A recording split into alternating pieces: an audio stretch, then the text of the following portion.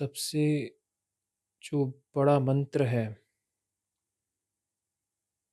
इस पूरे जो भी हम आध्यात्मिक जीवन कहते हैं और जो सारा हमारी स्पिरिचुअलिटी है उसका जो कोर है वो है मैं, आई एम। और ये जो है ये परमानेंट है, ये हमेशा से है। बाकी सारी चीज़ें आती जाती रहेंगी। विचार आ गए, वृत्तियाँ आ गई, विकार आ गए, भाव आ गए, संसार आ गया चला गया, बहुत सारा जीवन में बदलाव आ गया। शरीर की उम्र बढ़ गई, हमारे नए नए एक्सपीरियंस आ गए।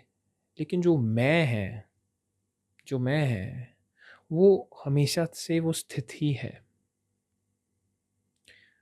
जब एक बालक था ये शरीर एक रूप में, तब वो बस उसे व्यक्त नहीं कर पा रहा था, बोल नहीं पा रहा था कि मैं हूँ। जैसे जैसे वो बढ़ा, जैसे जैसे वो बड़ा हुआ, वो उभरा। और वो जो चेतना थी जिसने वो रूप लिया था, वो उसने जो फिर जब इस भौतिक चीज़ों को देखा और अपने शरीर को देखा, तो उसने सबसे पहली जो चीज़ कही वो कहा था मैं, कि मैं हूँ। पर क्योंकि चेतना स्वयं को भूल जाती है एक देह में आके, क्योंकि परमेश्वर जब एक रूप में आते हैं तब वो खुद को भुला देते हैं, क्योंकि ये लीला है। ऐसा ही संसारिक जो खेल है तभी चलेगा लीला में।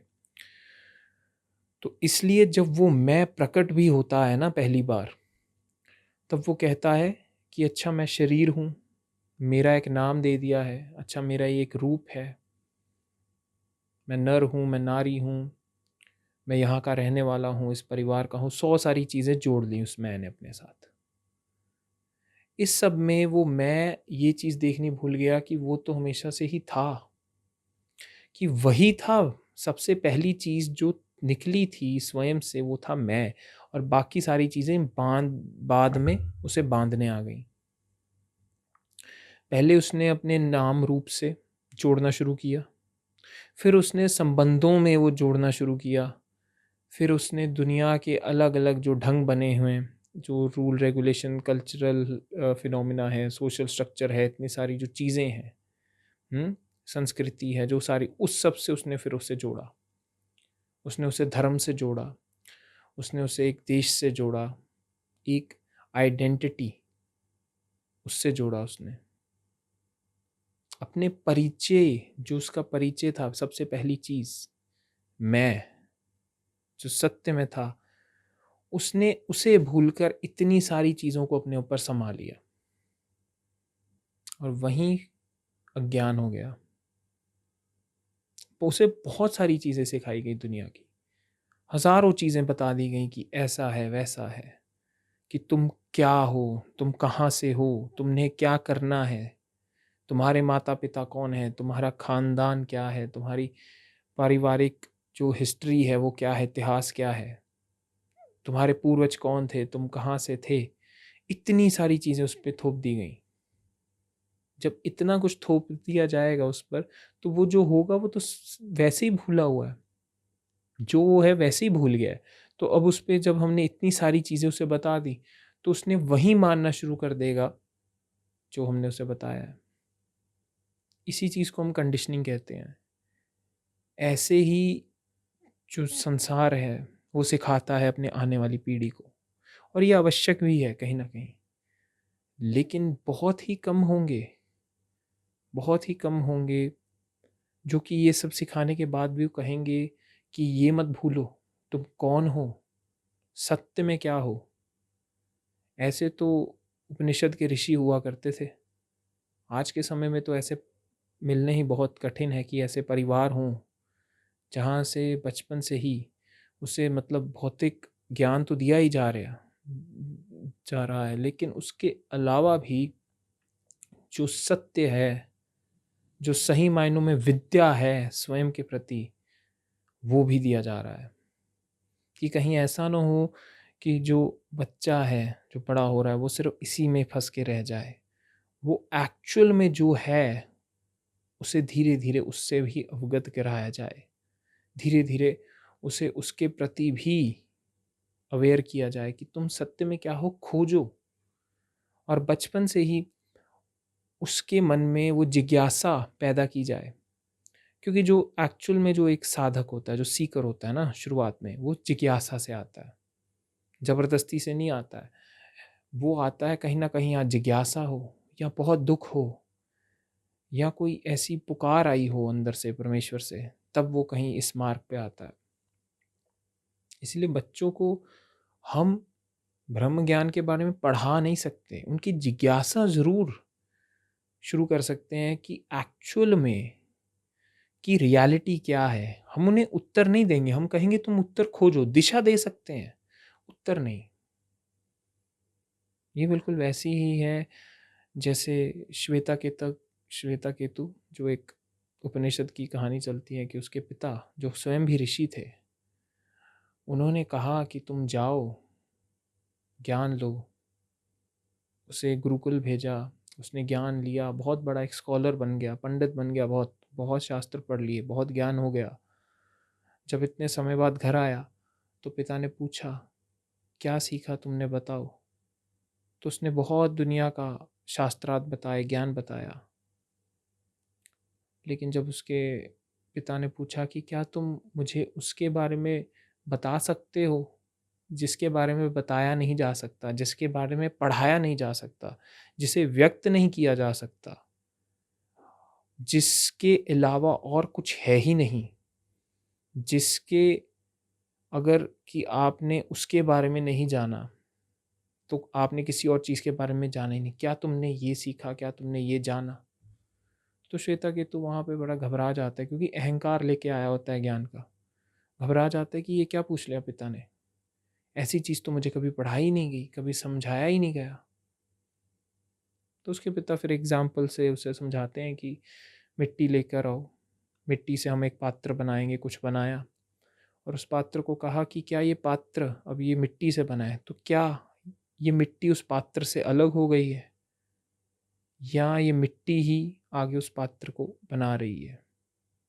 वो यही समझाना चाह रहे कि जो परमेश्वर है, जो ब्रह्म है, वहीं तो इस भौतिक संसार के रूप में चल रहा है, वहीं तो माया का रूप ले रहा है, उसके अलावा और कुछ है नहीं। तो उसे वो भेजते हैं वापस कि अब तुम जाओ अपने गुरु के पास और सीख कर आओ, वो जान कर आओ जिसे जाना नहीं जा सकता, वहाँ जाओ। तो वो अपने पिता की आज्ञा मानकर जाता है और गुरु से कहता है कि आपने मुझे जो मूल था वो तो पढ़ाया ही नहीं कभी। तो उन्होंने कहा कि तुमने कभी पूछा ही नहीं उसके बारे में, तुम्हें तभी पढ़ाया जाता अगर हमें लगता कि तुम उतने योग्य हो। क्योंकि एक बात बहुत रही है कि सिर्फ जो योग्य शिष्य होते थे, कि जो एक्चुअल में सही में परम ज्ञान को पाना चाहते हैं, उन्हें ही बताया जाता था, उन्हें ही वो विद्या दी जाती थी। ऐसा नहीं था कि जानबूझ के रोका जा रहा, नहीं, पकना होता है एक। जब तक एक स्टूडेंट एक्चुअल में उतना पक्का ना हो, तब तक पुराने समय में जो गुरु होते थे वो नहीं देते थे।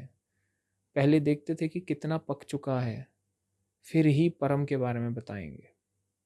ऐसा ढंग चलता था गुरुकुल में, जो कि आज मैं कहूँगा कि इतना ऐसे आवश्यक नहीं है। क्योंकि आजकल और बहुत सारी चीज़ें हैं जो आपको वैसे ही ज़िंदगी इतना पका देती है कि फिर हम एक्चुअल में जो अंडरलाइंग रियलिटी होती है सबके पीछे, जो मूल ज्ञान होता है उसके पीछे जाते हैं कि है क्या असल में, क्या है सत्य, मुझे वो जानना है। कि या फिर ज़िंदगी का कोई मतलब ही नहीं बनता है कि हमने इतना कुछ कर लिया, एक पद पे पहुंच गए, बहुत धन कमा लिया, बहुत सारी चीज़ें कर ली, फिर भी मर गए, तो जीवन बड़ा निरर्थक लगता है उसके बिना। बहुत ही कम होते हैं जो सही समय पर समझ पाते हैं कि हाँ इस दिशा में जाना है। और मैंने भी जब शुरू किया था तब तो कहीं ना कोई क्यूरियोसिटी थी इनलाइटनमेंट के बारे में कि हाँ रियलाइजेशन होगी तब कुछ मज़ा आएगा, बड़े संत बनेंगे, गुरु बनेंगे, ऐसी चीज़ें दिमाग में चलती होंगी। बचपना था, 16-17 साल में ऐसा ही बचपना होगा। और धीरे धीरे वो समझ आया कि ज्ञान से तो होने नहीं वाला। ये तो जब स्वयं को जान लेगा तभी घट सकता है और वो भी मेरे किए से नहीं होगा। फिर कहीं वो समर्पण घटा, फिर कहीं ये सब जो सारा ज्ञान जो आप सुनते हैं, जो आप कहते हैं, सब प्रकट हुआ। यहाँ तक कि मैंने उपनिषद भी बाद में पढ़े थे, क्योंकि मैं पहले साधनाओं में गया था कि साधना करते हैं, क्योंकि कृष्णमूर्ति सुन रहा था, ओशो को सुन रहा था, महर्षि रमन और भी कई सारे स्पिरिचुअल बुक्स वगैरह और जो स्पीकर्स थे उनके बारे में सुन रहा था, पढ़ रहा था। तो उपनिषद वाला जो मूल था वो तो कहीं मिस आउट ही रहा। पढ़ा तब जब हो गया, रियलाइजेशन के बाद फिर कहीं पढ़ा और तब समझ आया कि अच्छा ये बात है, ये तो पता ही है। पहले पढ़ता तो ज़रूर अहंकार में ज़्यादा जाता कि इसका तो ज्ञान है ही मुझे। अभी मैंने एक सेशन लिया था कल परसों ही, तो उसमें कह रहे थे कि सर समझ तो आता है कि मैं ही वो परम ब्रह्म हूँ, मैं ही वो संपूर्ण हूँ, लेकिन जब जीवन में हम ऐसे देखते हैं तो तब तो ऐसे वही जो हमारा पुराना नाम रूप का खेल है वो वापस आ जाता है। तब तो हम भूल ही जाते हैं कि मैं सत्य में क्या हूँ। मैंने कहा क्योंकि आपने उसके बारे में पढ़ा है, जाना नहीं है, ये बहुत बड़ा कारण है। स्वभाव में नहीं उतरा है, मात्र विचार में उतरा है। इसलिए हम कहते हैं कि ज्ञान ज़्यादा हमें भटका देता है, क्योंकि हमें सिर्फ एक इल्यूजन पैदा कर देता है कि हम जानते हैं, जो कि हम असल में जानते भी ना हो उसके बारे में।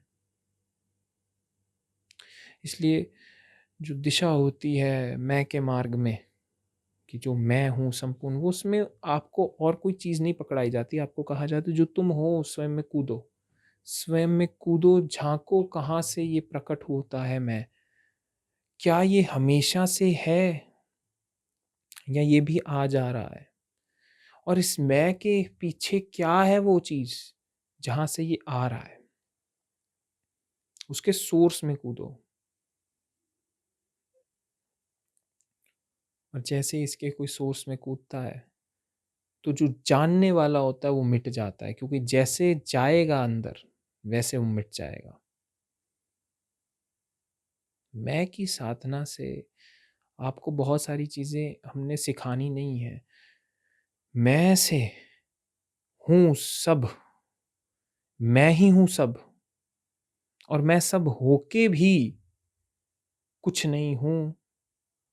मैं संपूर्ण हूँ, मैं अव्यक्त हूँ, और केवल मैं ही हूँ।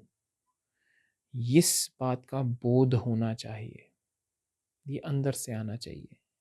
और ये अब किस ढंग से आ सकता है, कि कौन सी चीज़ ट्रिगर कर गई, किस चीज़ ने इस चीज़ को रियलाइज़ करा दिया, ये तो अलग अलग ढंग से, क्योंकि हर एक व्यक्ति का एक्सपीरियंस अलग हो सकता है, रियलाइजेशन का पीरियड अलग हो सकता है, और कैसी घटी वो भी अलग हो सकता है। जैसे एक मेरे मित्र हैं, वो मुझे बताते हैं कि सर मैं ओम कर रहा था, ओम का मंत्र बोल रहा था, तब मुझे एकदम से रियलाइज़ हो गया कि यार मैं ही तो हूँ, मैं ही मंत्र हूँ, मैं ही जीवन हूँ, मैं ही संसार हूँ, मैं ही सब कुछ हूँ। तो मैंने उन्हें कहा हाँ हुआ तो है। वो फिर मुझे बार बार कहते ओम से होता है, ओम से होता है। मैंने कहा होने को सिर्फ एक्चुअली वो बात नहीं ओम से हो रहा है, वो ट्रिगर कर गई चीज़। होने को बहुत सारे कारण हैं, वो अकारण हो रहा है।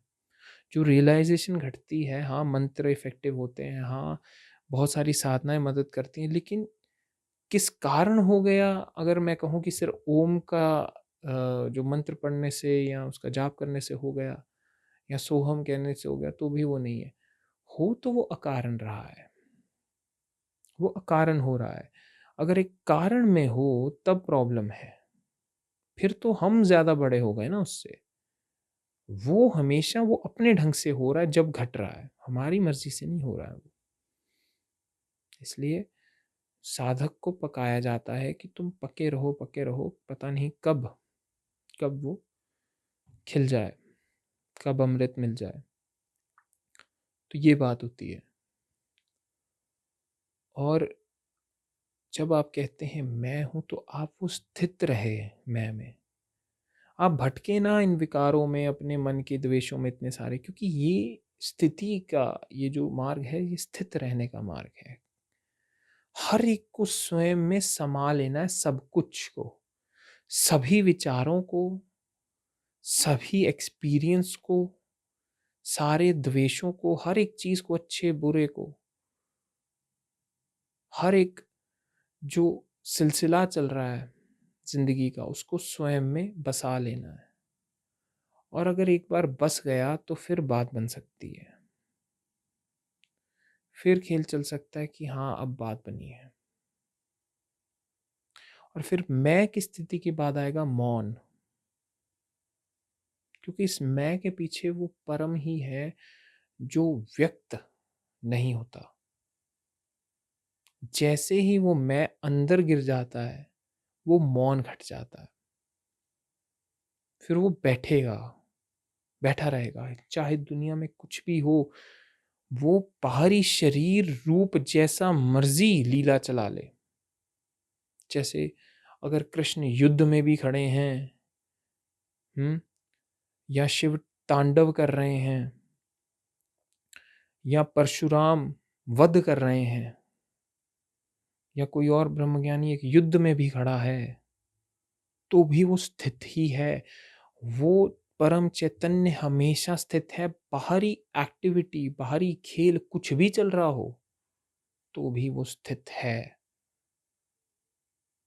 अब बहुत सारी चीजें आती हैं इसमें, जैसे कहते हैं निसर्गदत्त महाराज बहुत नशे करते थे। ओशो के इतने संबंध थे इतने लोगों से, कि वो तो इतना संभोग करते थे, इतने इतने अलग अलग नशे भी कर लेते थे। 100 चीज़ें, बातें फैलाई जाती हैं, अलग अलग आती हैं। लेकिन आप ये समझिए कि इस सब के बावजूद भी वो स्थित हैं, लीला में वो स्थित हैं। बाहरी चीज़ें ये ट्रांजिएंट फिनोमिना है, आता जाता रहता है, लेकिन जो आंतरिक स्थिति है वो हमेशा स्थित रहेगी। इस चीज़ को आप ऐसे नहीं जानेंगे, किसी ने कह दिया मैंने कह दिया। ये तो जब आप उसमें प्रवेश लें, जब आप उसमें स्थित हों, खुद देखें। क्योंकि हर एक चीज़ दूसरे के कहने पे माननी नहीं होती, हमने खुद एक्सपेरिमेंट करना होता है, फिर कहीं निष्कर्ष निकाला जाता है। हम खुद देखते हैं कि क्या ऐसा हो भी रहा है कि नहीं, कि क्या मैं सही मायनों में स्थित रह सकता हूँ इतने सारे ड्रामे के बावजूद भी।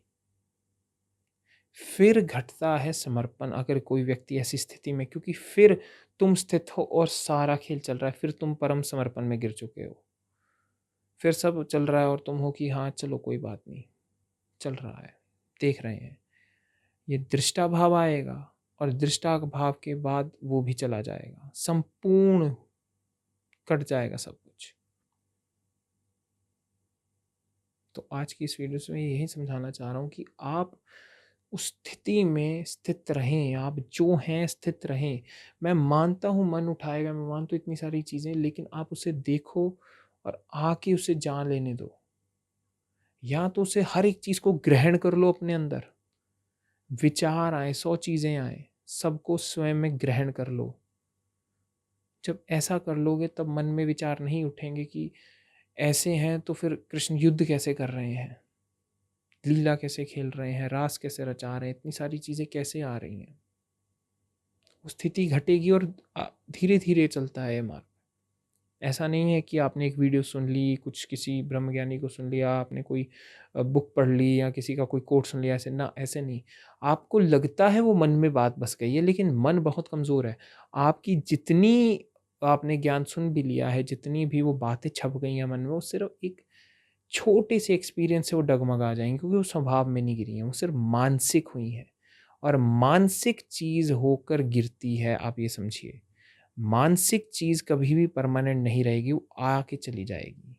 स्वाभाविक चीज़ रहेगी, और स्वभाव तभी बनेगा जब परमेश्वर की कृपा होगी। तो या तो इतने खाली हो जाओ कि वो कृपा कर दे, या तो संपूर्ण को ही अपने अंदर संभालो कि तुम सब हो जाओ। उसके बिना तो बात नहीं बनेगी। संपूर्ण को ग्रहण कर लो या सब कुछ छोड़ दो। ऐसे ही आप रियलाइजेशन को प्राप्त हो सकते हैं।